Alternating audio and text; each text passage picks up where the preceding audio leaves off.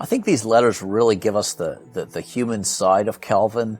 You get a multidimensional rather than a two-dimensional Calvin in these letters.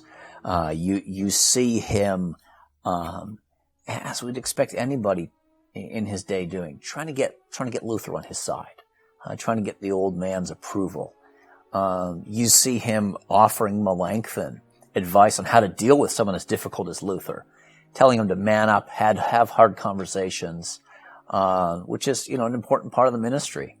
And one of the many ways in which these letters are useful for us today is you see the kind of component parts of a thoughtful minister in the kind of advice that Calvin gives ministers in his own day.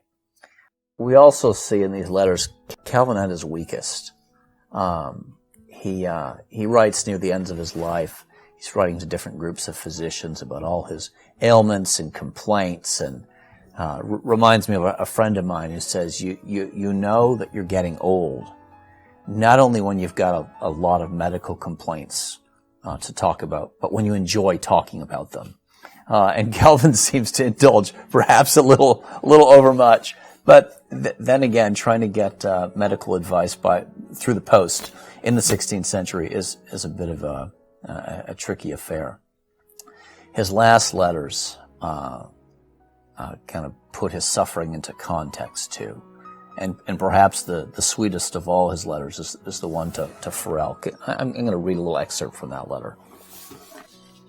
Calvin writes this to Farel: "Farewell, my most excellent and upright brother, and since it is the will of God that you should survive me in the world, live mindful of our intimacy, which, as it was useful to the Church of God, so the fruits of it await us in heaven.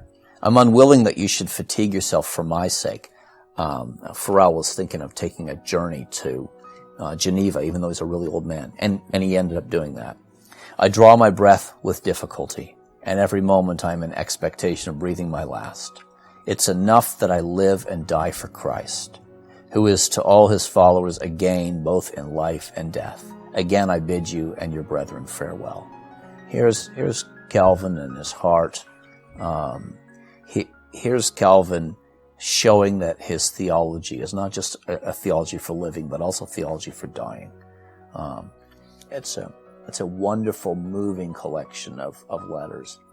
And I'm sure that when this volume arrives in my mailbox, I'm going to be putting it by my bedside and reading different letters at night to reacquaint myself with John Calvin.